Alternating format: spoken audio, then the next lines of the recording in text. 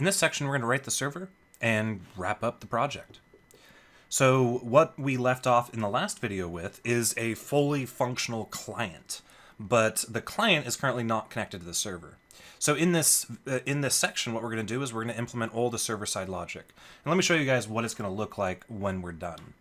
So first of all, I'm going to log in as player 1. And now I can hit create game. So I was able to log in. I'm also able to send messages as well that both clients see. Now we can create the game, and we will get a new game. And on the other side, we will be able to see that game appear. And we can go ahead and join it. And in this case, this other player isn't logged in. So let's go ahead and log him in. Now with them both logged in, we can go ahead and log in a third player.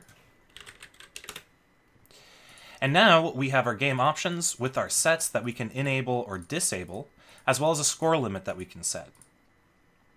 And if we start the game starts. At this point, we're waiting for other players because this is the czar. Though over here, we get a list of our entire hand, and we're able to select the card. And when we select the card, we will see the stack that we pushed to on our end, but the other players will just see the back of the card. And once both players have played, we can go back to the czar, we can select a winner, and that player is now won. We can wait a second, and then the czar will go to the next item, and then we will be able to play the card here. And yeah, that is basically what we're going to be doing.